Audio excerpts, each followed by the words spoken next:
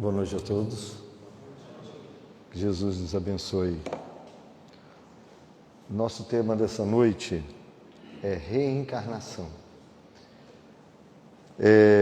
Eu trouxe como um ponto de meditação as palavras de Jesus que estão no Evangelho de João, no capítulo 3, os versículos de 1 a 4, quando ele nos diz: na verdade, vos digo, que aquele que não nascer de novo não pode ver o reino de Deus.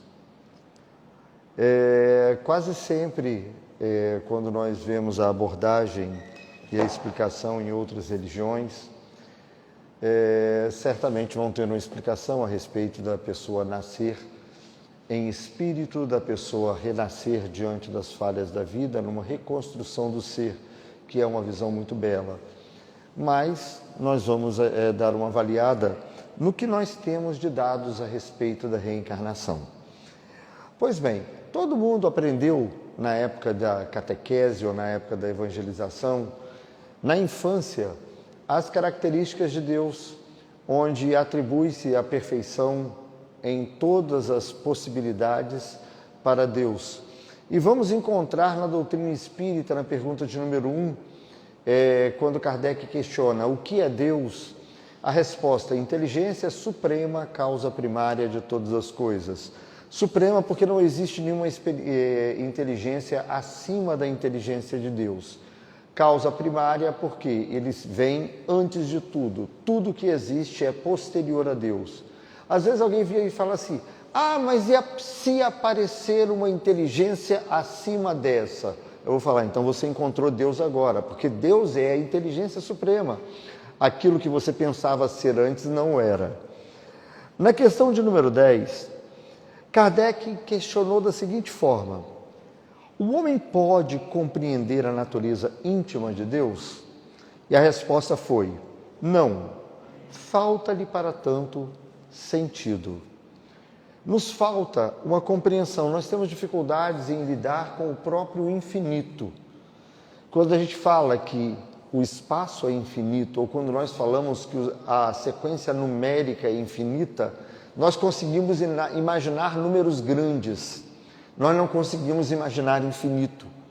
Nossa limitação de compreensão está no finito, vamos dizer assim. Kardec insistiu na pergunta de número 13. Quando dizemos que Deus é eterno, infinito, imutável, imaterial, único, todo-poderoso, soberanamente justo e bom, não temos uma ideia completa dos seus atributos? Ao que a espiritualidade responde: do vosso ponto de vista, sim, porque acreditais abranger tudo. Mas ficais sabendo que há coisas acima da inteligência do homem mais inteligente, e para as quais vossa linguagem, limitada pelas vossas ideias e vossas sensações, não dispõe de expressões para conceber.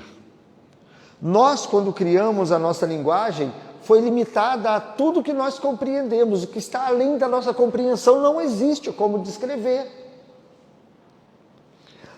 A razão vos diz que Deus deve ter todas essas perfeições em grau supremo, pois se tivesse uma de menos, que não fosse no grau infinito, não seria superior a tudo e, como consequência, não seria Deus.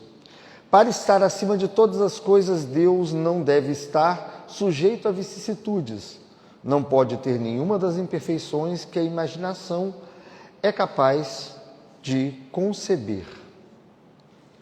Pois bem, então vamos dizer que nossa genética avançou, nossa engenharia genética, ao extremo.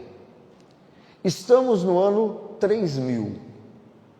E nesse instante, quando nós decidimos ter um filho, vamos até a maternidade antes da concepção e pegamos um formulário. Lá nós vamos escolher as características que nós podemos dar aos nossos filhos. Então, lá vou eu para escolher. Eu quero que meu filho tenha 1,80 m de altura, eu quero que ele tenha cabelos lisos, porque é assim que a sociedade fala que é perfeito, por mais que a perfeição sejam todos os tipos. Eu quero que ele tenha olhos claros, eu quero que a pele tenha determinado tom, parte intelectual. Eu quero que ele seja bom em matemática, em raciocínio. Eu quero que ele aprenda as coisas com facilidade, mesmo sem se esforçar demais. Quero que ele tenha um corpo perfeito, com todas as possibilidades para a saúde e com dificuldade para enfermar. E lá vou eu buscando todos os níveis máximos no meu relatório. Preparo isso, entrego na recepção e dias depois a fecundação feita in vitro vem e 9 meses depois eu tenho o próprio Davi de Michelangelo. Vou ter um ser perfeito que nasce no meu lar, com todas as características invejáveis. Aquele que quando passar na rua vai fazer as garotinhas todas olharem. Tudo bem. Então agora eu resolvo ter um segundo filho, afinal de contas, quando a gente pretende ter mais de um, é melhor ter 2 logo em seguida. Mas eu queria ter um pouquinho diferente. Então, quando eu vou preencher meu relatório, dessa vez meu formulário de requisição, eu quero que meu filho tenha uma estatura bem menor. Ele vai nascer com uma perna um pouco mais curta do que a outra, só para ficar diferente, né?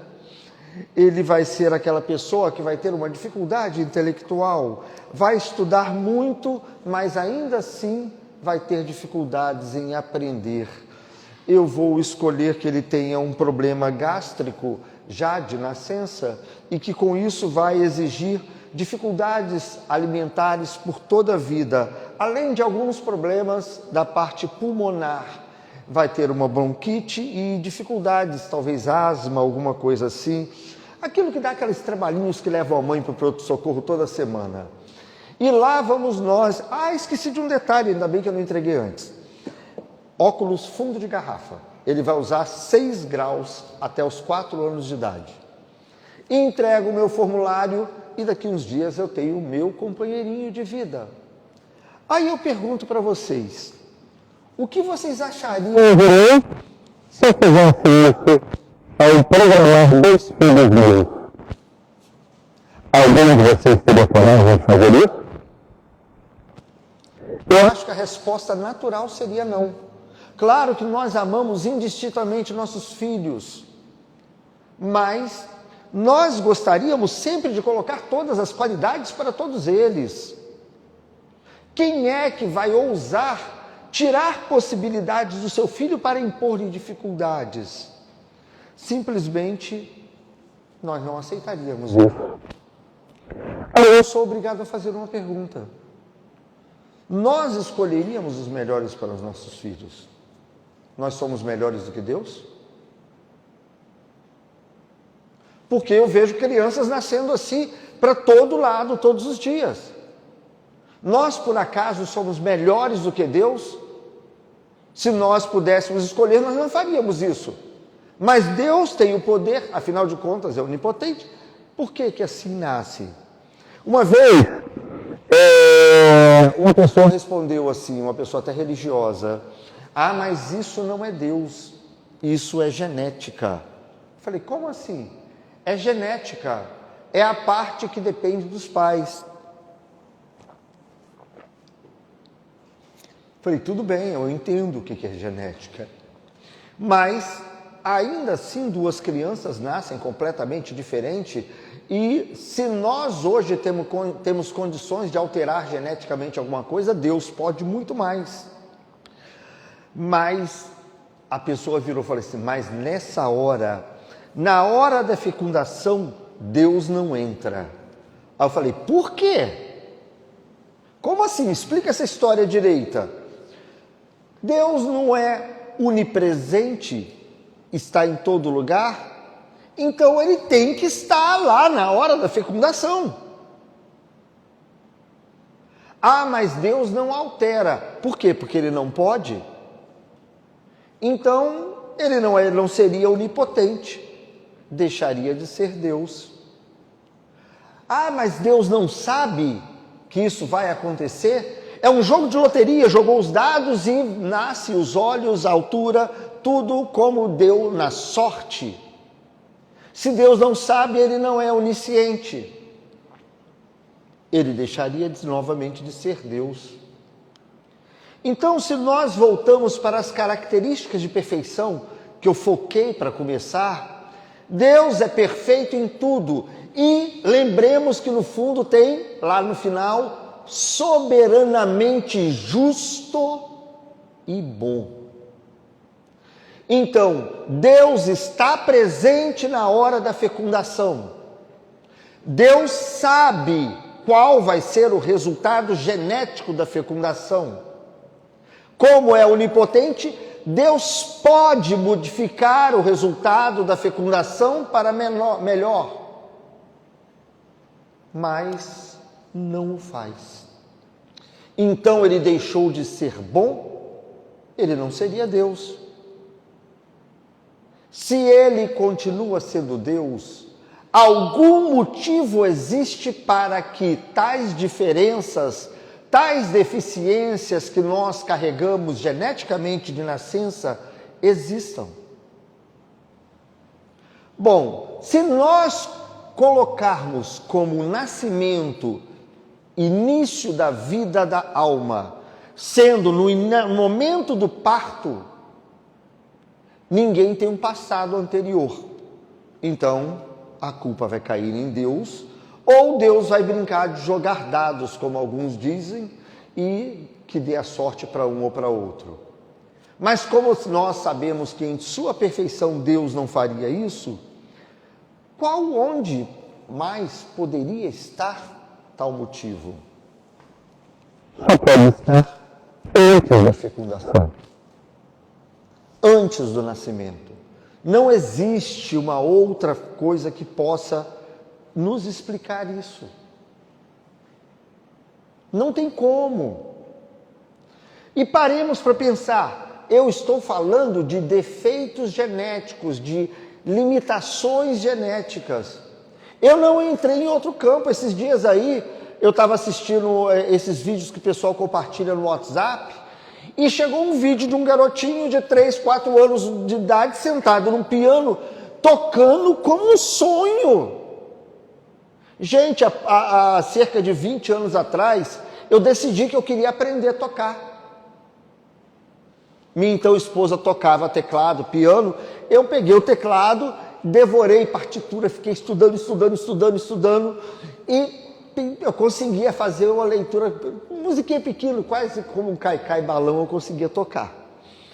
Aí, um belo dia, eu resolvi pegar uma música espírita e tentar, de ouvido, fazer o solo, que é a voz, no teclado. Tom, tom, tom, tom, tom.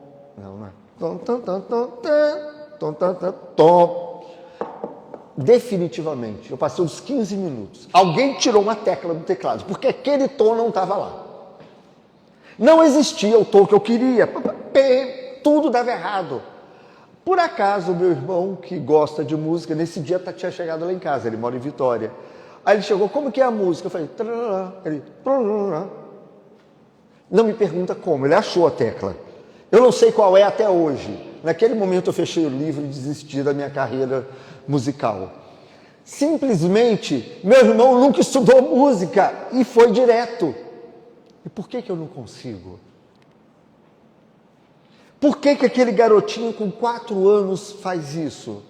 E eu digo que se eu pegasse alguém que hoje toca, uma pessoa que tem habilidades, uma pessoa que às vezes toque dentro de algumas instituições religiosas, bote essa pessoa para estudar 10, 15, 20 anos e ela não vai tocar como aquele garotinho de 4 anos de idade. Por quê? Eu queria tocar, então Deus é injusto, porque não me deu aquilo e deu para ele.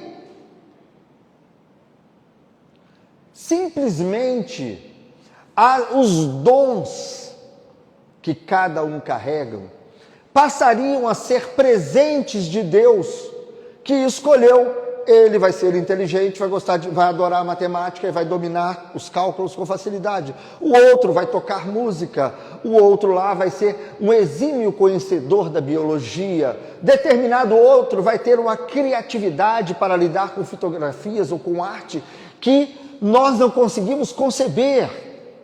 Como assim? Por que distribui aleatoriamente, enquanto outros se enterram, mergulham em livros, viram dias, noites, dias e mais dias, e não conseguem sequer passar em provas básicas, não vou nem dizer em concursos federais ou coisas assim?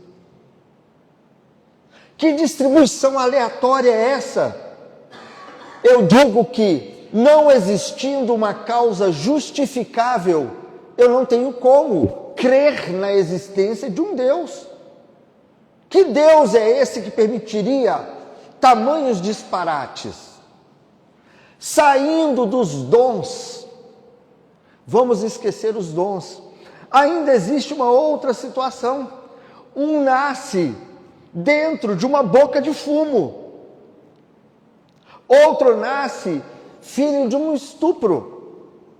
Outro nasce em berço de ouro, tendo uma Mercedes na porta para aprender a dirigir quando chega na adolescência.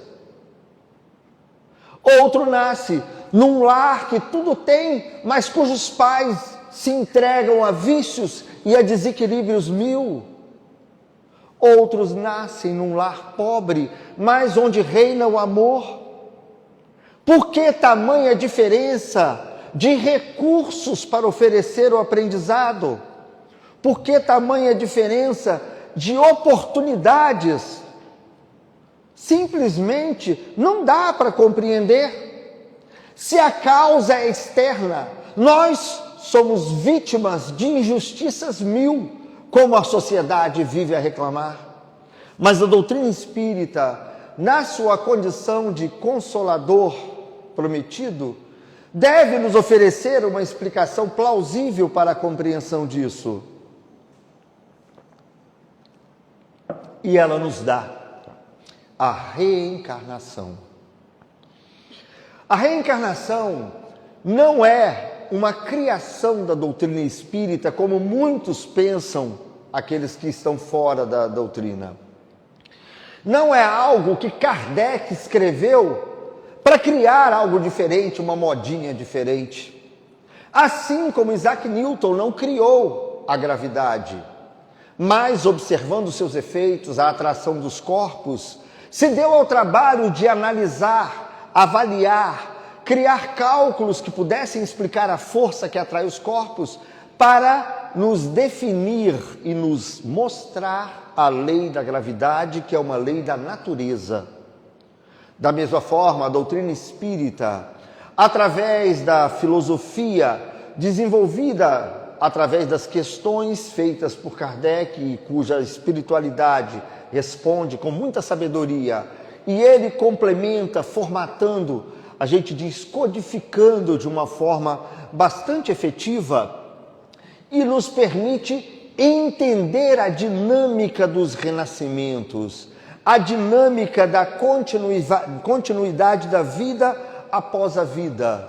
Então, ali não se inventou a reencarnação, mas apenas explicou-se como ela acontece, por que ela acontece, por que existem tais diferenças. E a reencarnação é uma coisa já muito antiga na própria história da humanidade. Estamos falando somente da história, que é quando o homem, com a invenção da escrita, passa a anotar para a posteridade detalhes que ele observara em sua vida. Então, tinha-se uma história. Sócrates, que viveu aproximadamente entre 470 a 399 a.C., ele já demonstra em diversos dos seus textos a aprovação de uma teoria de vidas sucessivas. Teoria essa que também seria propagada por Platão, que daria prosseguimento ao seu pensamento, e até mesmo por Orígenes, da Alexandria. Orígenes, por sinal, traz um texto, ele que viveu já mais perto do período cristão, foi no período de 253 a 185 a.C., ele diz o seguinte: Deus criou todos iguais e destinados a viver fora do corpo. A encarnação das almas, portanto, e a criação do mundo material dever-se-iam a um abuso da liberdade ou um pecado dos espíritos primordiais que Deus terá punido ligando tais espíritos à matéria. Então ele já coloca como vida prioritária a vida espiritual e a necessidade da encarnação para uma experiência de purificação. E isso vai vir ao encontro de tudo que nós falamos. Posteriormente, quando nós chegamos na fase cristã, nós vamos ver no Evangelho de João, no capítulo 3, dos versículos de 1 a 4, quando Jesus traz a célebre passagem. Havia no fariseu um homem chamado Nicodemos, príncipe dos judeus. Esse foi ter a noite com Jesus e disse-lhe: Rabi, bem sabemos que és mestre, vindo de Deus, porque ninguém pode fazer esses sinais que tu fazes, se Deus não for com ele. Jesus então respondeu-lhe: na verdade te digo, que aquele que não nascer de novo não pode ver o reino de Deus. Então Nicodemos retruca: como pode um homem nascer sendo velho? Pode, porventura, tornar a entrar no ventre de sua mãe e nascer? Jesus então responde: tu és mestre em Israel e não sabes disso? Se vos falei de coisas terrestres e não crestes, como crereis se vos falar das coisas celestiais? Essa é a passagem mais conhecida porque fala abertamente, diretamente, mas permite outras interpretações. Só que uma vez, eu me lembro que eu estava vendo isso, porque era uma Bíblia da minha então esposa, que era católica, e eu peguei essa passagem que está em Mateus, no capítulo 17, nos versículos 10 a 13. Enquanto desciam do monte, os discípulos lhe perguntaram: então, por que os escribas ensinam que é preciso que o Elias venha primeiro? Ao que Jesus respondeu: Elias com certeza vem e restaurará todas as coisas. Eu, todavia, vos afirmo, Elias já veio, mas eles não o reconheceram e fizeram com ele tudo quanto desejaram. Da mesma forma, o Filho do Homem irá sofrer nas mãos deles. Os discípulos entenderam então que era a respeito de João Batista que ele havia falado.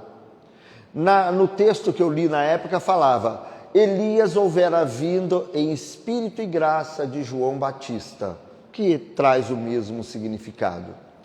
Gente, quem frequentou evangelização e quem frequentou catequese deve se lembrar daquela história do anjo Gabriel, que aparece para Isabel, que era prima de Maria, esposa de Zacarias, e anuncia que ela daria à luz a uma criança.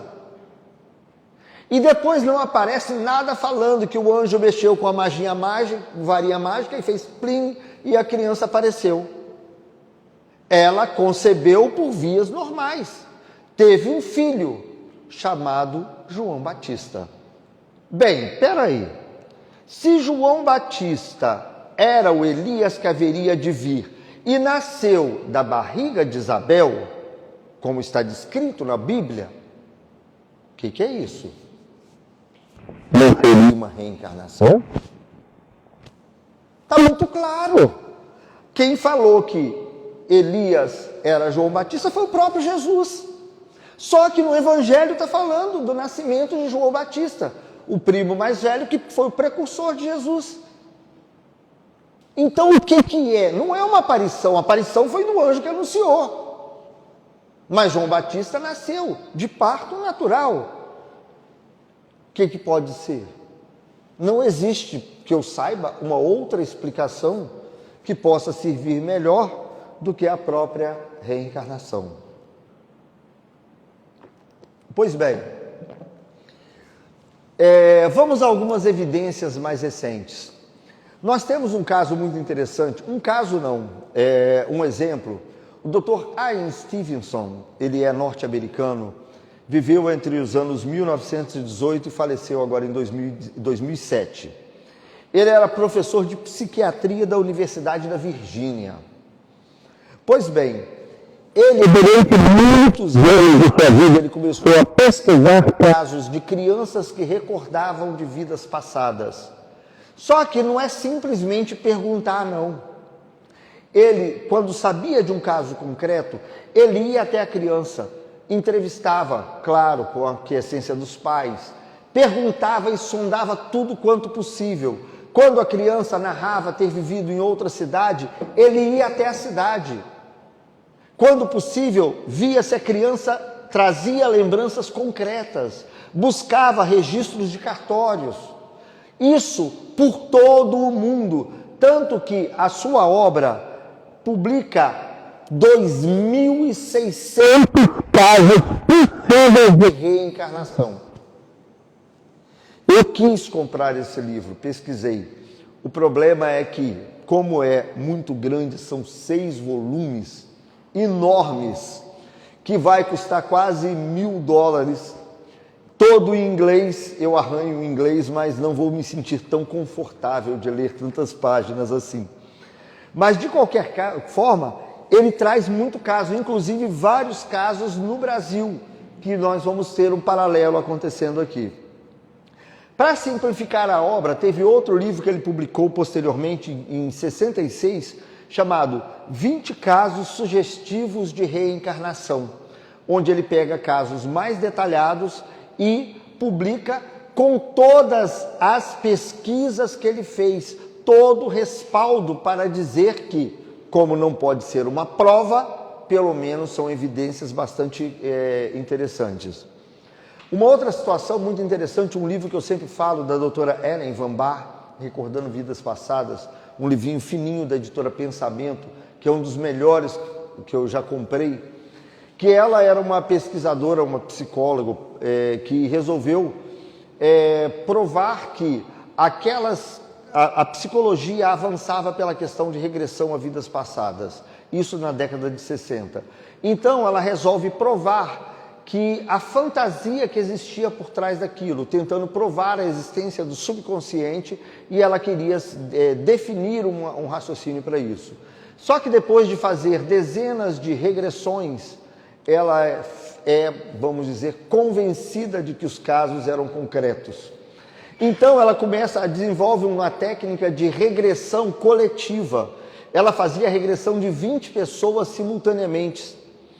Todas, cada uma deitada num colchão, numa forma de círculo no chão, ela ia orientando, pedindo que as pessoas observassem o ambiente que estavam, tentassem localizar o ano que estavam vivendo, a circunstância de sua morte, detalhes do governo na região que ela estivesse, o máximo de detalhes possível, qual tipo de roupa você está vestindo, qual tipo de comida você come, e fazia um monte de perguntas. Quando terminava, ela falava, eu vou contar até 5, vocês vão voltar. 1, 2, 3, 4. Vocês vão voltar e vão preencher o relatório que está ao lado, antes de conversarem com os outros. Só depois vocês podem conversar. Ela contava, todo mundo levantava e preenchendo. Com isso, ela juntou mais de 1.000 casos. Na verdade, ela tem 1.200 casos. Só que, o que ela fazia? Quando ela pegava uma folha que alguém relatou, para evitar fraude, ela pegava esse caso e pesquisava a região que a pessoa relatou, se o vestuário era condizente com a época, se os relatos batiam com dados históricos, senão ela descartava, porque tinha uma ficção. Então ela só pegava casos verdadeiros, e assim ela anotou mais de 1.200 casos de reencarnação. O livro, para quem gosta de matemática, é extremamente estatístico, é um dos melhores livros que eu já vi. Muito bacana mesmo. No Brasil, nós vamos ver um trabalho muito interessante, desenvolvido por Hernani Guimarães Andrade, que pesquisou só no Brasil cerca de 80 casos. Parte desses casos, a maioria deles, está também no trabalho do Dr. Ian Stevenson, porque eles se correspondiam e chegaram a se encontrar. Mas, posteriormente, o Dr. Hernani Guimarães publicaria o livro Você e a Reencarnação, no ano de 1972.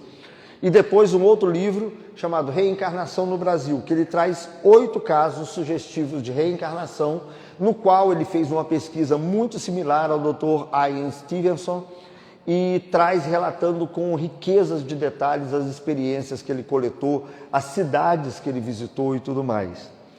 Um caso bastante interessante é o Dr. Brian Weiss, um psicólogo norte-americano.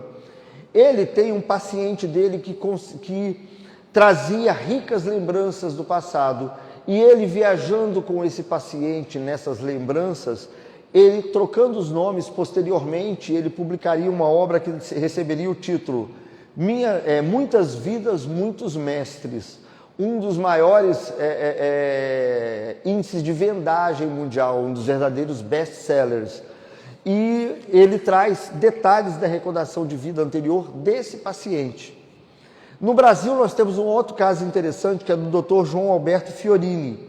Ele era delegado de uma cidade do Paraná e era especialista em grafoscopia, a ciência que estuda a forma com que nós escrevemos, de forma que, se eu fizer uma assinatura similar à de alguém, ele consegue descobrir que não foi a pessoa que assinou, pela forma que movimentou a caneta, pela pressão que é dada em determinados trechos, pela forma que faz determinadas curvas, e é muito preciso isso. E ele simplesmente faz uma pesquisa a respeito de a psicografia à luz da grafoscopia, no qual ele descobre que assinaturas de textos psicografados por médiuns como Chico Xavier eram, vamos dizer, grafoscopicamente confirmavam a origem baseado nos dados, nas escritas daquela pessoa antes de desencarnar. Então os traços eram os mesmos, mostrando que o espírito comunicante trazia informações, vamos dizer assim, cientificamente comprovadas, que ligavam ele à pessoa a quem ele narrava ser. Mas vamos para os fatos. Um caso muito interessante, talvez eu não vá poder falar todos os nomes, até porque tem algum tempo que eu estudei esse caso, é o caso de Shanti Devi, na Índia. É uma garotinha. Essa história foi retratada num filme chamado A Reencarnação de Manika. Eu pesquisei quando eu vi um pedaço do filme. Esse filme acha por aí pela internet, não lembro onde que eu vi. Mas o caso é verdadeiro. A Manika, na verdade, nasceu em 1926. E ela, desde os primórdios, ela trazia recordação de vidas anteriores. Então, ela com 4 anos de idade, começa a falar para os pais que ela era de uma outra cidade na Índia. E relatava detalhes, falava: eu era casada, eu era isso, eu era aquilo. E os pais rechaçavam aquelas ideias que ela trazia. Então, com um período entre 4 e 5 anos de idade, ela foge de casa. Ela consegue pegar um ônibus e ir para a cidade onde ela acreditava que o seu ex-marido tinha um comércio. Ela narrava a existência disso. Chegando à cidade, pequenininha, ela consegue, reconhecendo os lugares, ir até o lugar do comércio. Só que a loja não era mais do marido dela. Então, perdida, ela é levada de volta para casa. Voltando lá, ela começa a narrar isso na escola. Então ela começa a contar: eu era casada, só que quando eu tive um bebê, 10 dias depois eu morri. O nome do meu marido era fulano de tal, narrava o nome do marido. Então o professor e o diretor da escola começam a entrevistar. Juntando dados, esse professor pesquisa e localiza um comerciante com aquele nome. Liga para ele, ou faz contato com ele, não era ligar, naquela época não tinha ainda o telefone. Faz contato com ele e ele relata que 9 anos antes ele houvera perdido a esposa, que morrera 10 dias após ter um bebê. Batia com as informações. Diante da troca de informações, então esse marido viaja para Nova Delhi. Chegando lá, ele se passa pelo irmão do dito noivo. Só que quando ele chega, a garotinha reconhece, não, você é meu noivo. Reconhece meu marido, né? Explica e começa a falar detalhes da vida conjugal que eles tinham, a tal ponto que ele sai dali convencido de que era a sua falecida esposa. Retorna para lá. Só que esse caso é levado para Mahatma Gandhi. E Gandhi determina uma comissão para investigar. Essa comissão vai lá e mais ou menos quando Shantidev estava completando cerca de 10 anos de idade, essa comissão, junto com os professores, levam ela até a cidade que morava o marido, o viúvo, né? Chegando lá, ela reconhece a casa, ela reconhece os familiares, inclusive o avô do ex-marido dela. Todos os detalhes com uma riqueza tremenda, mas ela tem uma enorme decepção. As promessas feitas em leito de morte não haviam sido cumpridas. Seu marido houvera se casado novamente e uma série de outras coisas. Aquilo foi um choque para ela.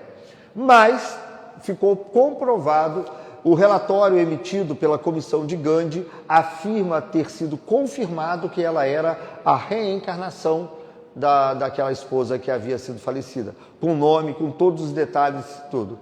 E ela volta para casa. Posteriormente, ela é entrevistada mais umas 2 ou 3 vezes. Um escritor sueco publicaria um livro, já no ano de 85, mais ou menos, contando a sua história. Ela também é entrevistada pelo Dr. Ian Stevenson, e esse é um dos casos mais concretos que o Dr. Ian Stevenson tem. E ela morre mais ou menos em 95, com 60 e poucos anos de idade, e ficou como um caso gravado na Índia e relatado nesse filme. Um outro filme muito interessante, que esse é mais comum, é mais provável que o pessoal do meio espírita tenha tido contato. Quem não teve, me perdoem, porque eu vou dar um spoiler dele. É o caso de Jenny Cockell, está no livro e no filme, que chama Yesterday Children. Inicialmente ele foi lançado no Brasil com o nome de Sonhos de Ontem. Posteriormente foi rebatizado com Minha Vida em Outra Vida. Conta o caso de uma arquiteta norte-americana que começa a ter recordações de uma vida anterior, que ela houvera vivido numa cidade europeia. E revirando desenhos de criança, uma série de coisas, elas conseguem chegar à conclusão que era uma cidade na Irlanda, e sua mãe paga as passagens para que ela vá até lá, porque ela fica obcecada por aquilo. Quando ela tem acesso ao mapa da cidade, o desenho que ela houvera feito na infância retratava exatamente o mapa daquela cidade. Desde pequenininha ela desenhava a catedral da cidade. E ela vai até lá em busca de tentar descobrir essa família. Quando ela descobre dados, ela consegue chegar ao túmulo dela mesma na vida anterior. E ela observa que tinha flores. Então ela começa a inspirar, a vigiar, e um dos filhos vai lá para colocar flores. Ela consegue, dos 5 filhos que ela houvera tido, reunir 4 deles. É claro que inicialmente eles rechaçam a ideia, mas posteriormente, pelo número de informações que ela trazia, ela consegue comprovar que ela houvera sido aquela pessoa. E eles vão conviver por alguns anos, ainda através de cartas e algumas visitas, no qual, vamos dizer assim, houve realmente um reencontro e um reconhecimento pelos fatos. É um caso bastante interessante, é um filme que vale a pena ver, mesmo tendo noção já do que vai acontecer. Minha Vida em Outra Vida é o título atual. Encontra ele na internet, tem gratuitamente, não é nem Netflix, essas coisas assim não.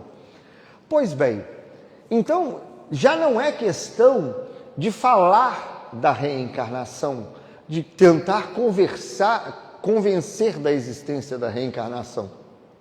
A reencarnação vem estando presente há milênios, porque sempre existiu. As evidências afloram. Há pouco tempo atrás, um amigo que era presidente de uma instituição espírita aqui, relatava detalhes do seu neto, que falava, quando eu era seu pai, era tal coisa. Ele era o próprio bisavô. Então, isso é extremamente comum, nós nascermos dentro da nossa própria família. Só que a reencarnação é uma situação, é um projeto que eu costumo falar que é de extrema complexidade. Uma das coisas mais simples, já viu quando o professor dava aqueles joguinhos para a gente na escola? Quem mora no quarto andar tem um gato e não gosta de pizza. Quem gosta de lasanha usa um carro amarelo. E você tem que encaixar para tudo casar, e que às vezes dá uma dor de cabeça danada. Nós estamos falando geralmente de 6 pessoas, 8 pessoas, que é isso.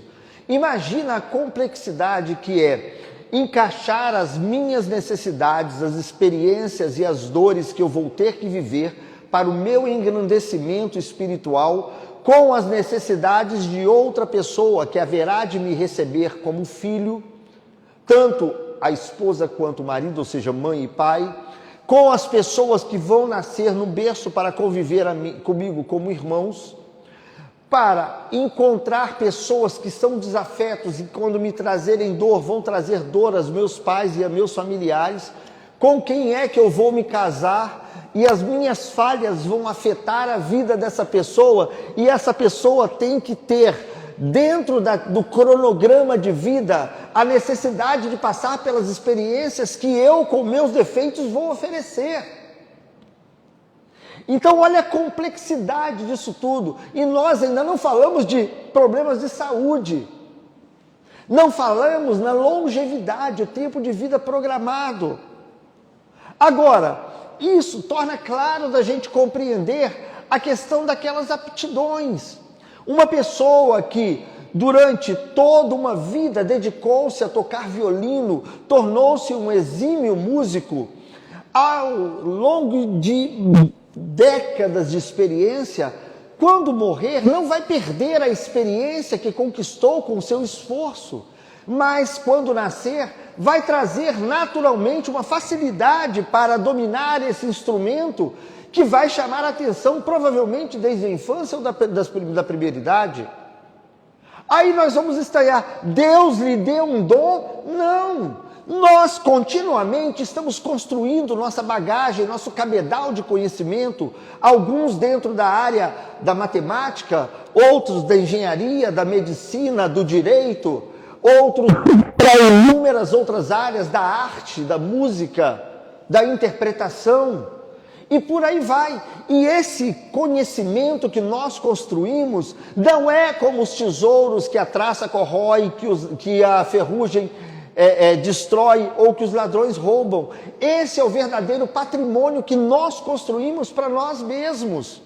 E ele não é desperdiçado ao fim da vida biológica, porque esse patrimônio pertence ao espírito, que carrega consigo, e isso há de trazer-lhe aptidões e tendências, facilidades na vida que haverá de começar. Alguns, ainda na idade mais jovem, vão dominar a matemática de uma forma que vão brincar com números. Outros terão ojeriza total, a grande maioria, quando se fala em operações mais complexas.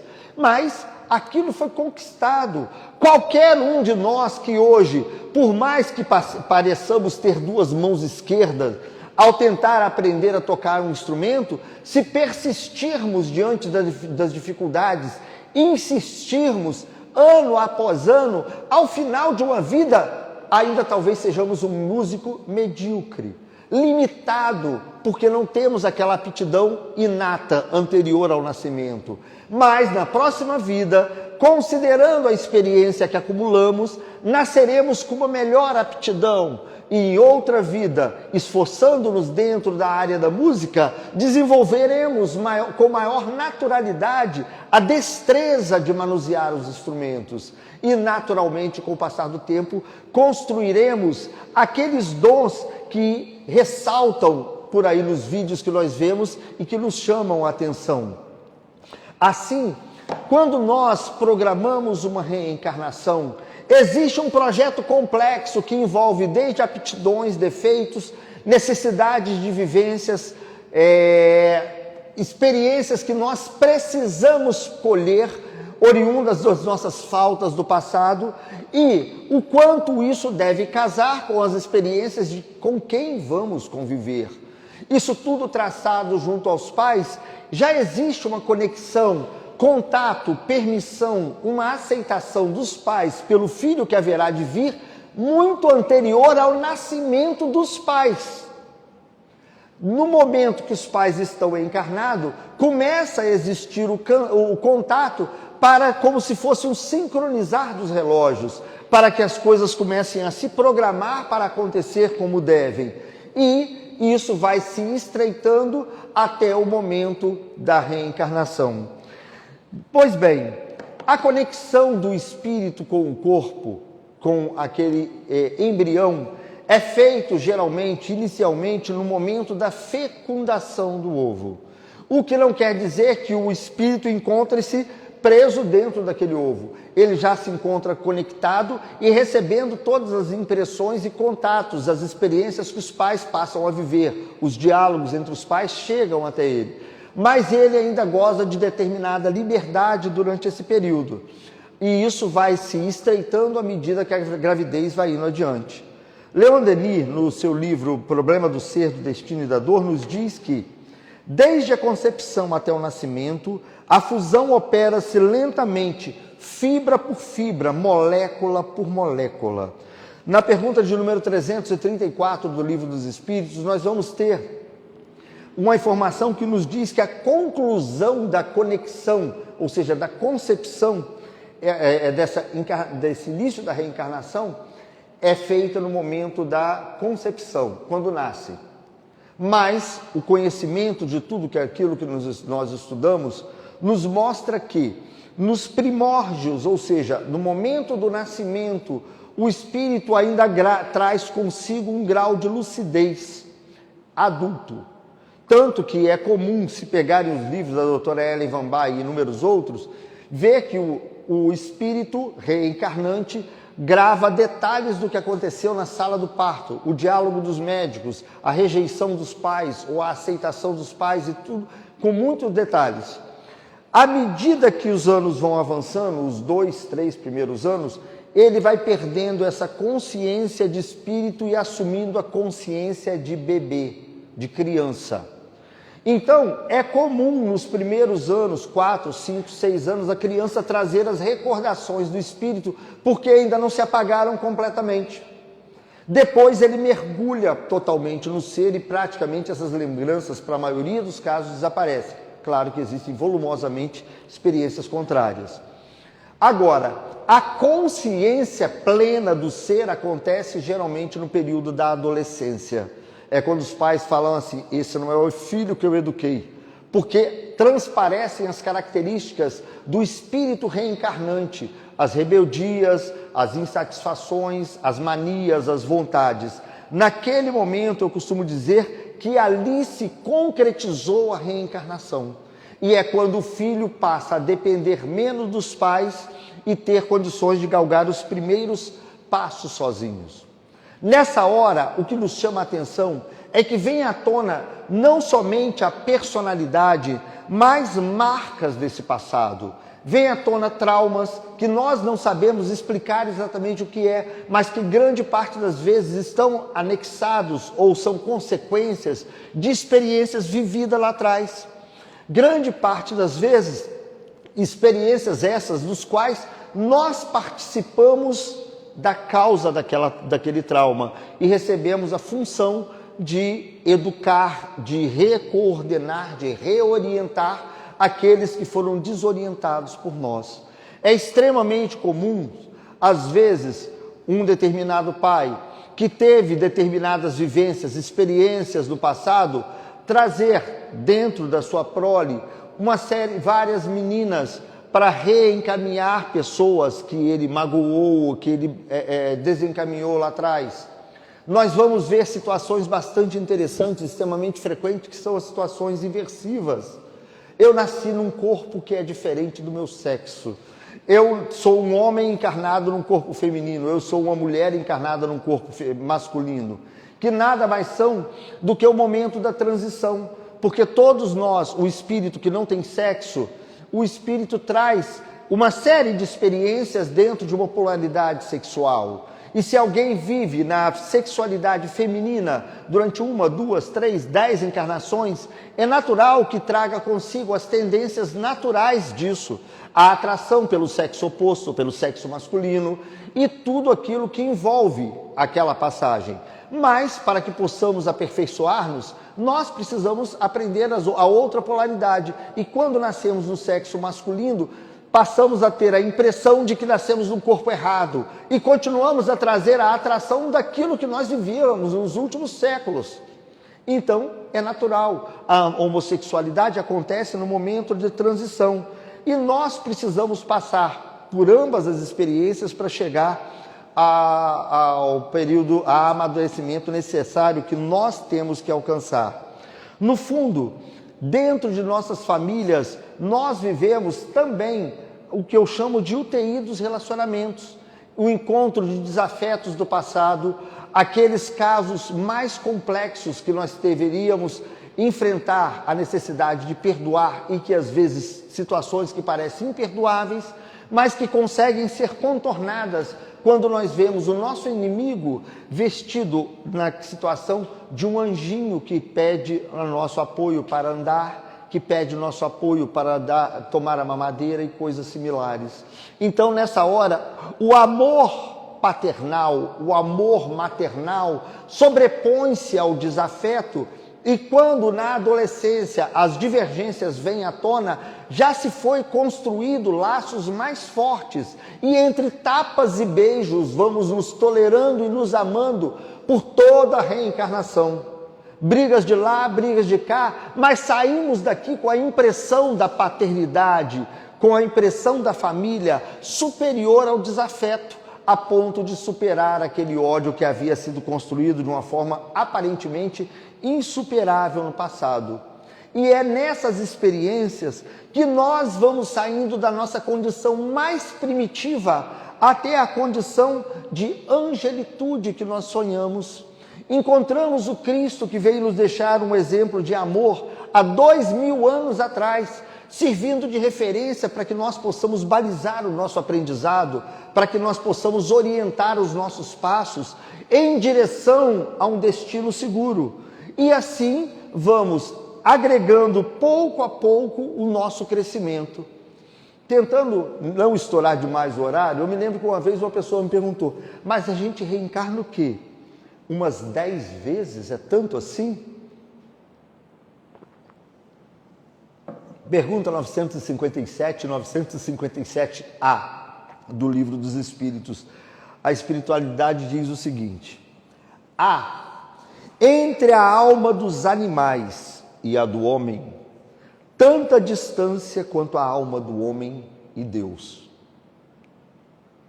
É como se nós fôssemos deuses para os animais, mas a distância que nos separa dele é a distância que nos separa de alcançar a angelitude. No livro Universo e Vida, Psicografia de Chico Xavier, assinado pelo Espírito Áureo, tem uma coisa parecida. Ele diz lá no prefácio: maior distância nos separa dos ideais puros do Cristo do que de nossa origem primata. Então, para pensar, do Australopithecus, que foi há cerca de 6 milhões de anos atrás, para cá, se nós não somos missionários de outro planeta, somos terráqueos, o quanto aprendemos, o quanto temos de destino pela frente. Nós falamos de 1000 anos, nós falamos de 2000 anos, a história humana não passa de 6.000 anos, aquilo que é relatado. Mas a nossa história dentro da família primata vai à casa de milhões de anos. Então, nós não conseguimos desenvolver todas as qualidades em poucas vidas, em poucas experiências. A verdade é que nós precisamos da reencarnação. É aquela oportunidade que ingressamos num curso de vida, o famoso curso de amor ao próximo, porque o Cristo nos dá isso como a baliza principal dessa vida. Cá nós estamos para aprender a amar a Deus sobre todas as coisas e ao próximo como a nós mesmos. E o quanto falta para aprender. Nós trazemos a legislação divina gravada em nossas almas, como já foi relatado pela espiritualidade, mas nós temos extrema resistência a implantar a conduta cristã em nossas vidas. Quantos séculos, quantos milênios, não importa. Como diz a doutora Carol Bowman no seu livro O Amor Me Trouxe de Volta, graças a Deus temos o seio familiar, onde reencarnamos com frequência, pelo afeto que criamos pelas pessoas que amamos, e repetidamente vamos trocando essas experiências à medida que vamos agregando novas pessoas ao nosso grupo familiar, até o ponto que cheguemos à condição de abraçar a toda a humanidade como nossa própria família. Nessas experiências que vão convertendo o ódio em amor, e onde nós vamos aprendendo gradativamente a conviver. Simplesmente aprendendo a conviver. Eu gostaria de encerrar com um texto de Emmanuel, que está no livro Caminho, Verdade e Vida, chamado Como Lázaro. Inúmeras vezes, naquelas aberturas ao acaso, essa leitura me brindou com um chamamento para acordar e para rever meus ideais. Ele narra o exemplo de quando Jesus ressuscita Lázaro. E o defunto saiu, tendo as mãos e os pés ligados com faixas e o seu rosto envolto em um lenço. Disse-lhes então Jesus: desligai-o, deixai-o ir. João capítulo 11, versículo 44.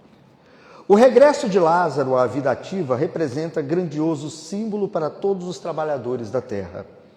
Os criminosos arrependidos, os pecadores que se voltaram para o bem, os que trincaram o cristal da consciência, entendem a maravilhosa característica do verbo recomeçar. Lázaro não podia estar feliz tão só por revertir-se novamente da carne perecível, mas sim pela possibilidade de reiniciar a experiência humana com valores novos. E na faina evolutiva, cada vez que o espírito alcança do Mestre Divino a oportunidade de regressar à Terra, ei-lo desenfaixando os laços vigorosos, exonerando a angústia do remorso, do medo. A sensação do túmulo de impressões em que se encontrava era venda forte a cobrir-lhe o rosto. Jesus, compadecido, exclamou para o mundo: desligai-o, deixai-o ir. Essa passagem evangélica é assinalada de profunda beleza. Preciosa é a existência de um homem, porque o Cristo lhe permitiu o desligamento de laços criminosos do passado, deixando-o encaminhar-se de novo às fontes da vida humana, de maneira a reconstituir e santificar os elos do seu destino espiritual, na dádiva suprema de começar outra vez. Obrigado a todos pela atenção, tenham uma noite maravilhosa e reconhecemos cada dia a reconstruir as nossas vidas. Muito obrigado, que assim seja.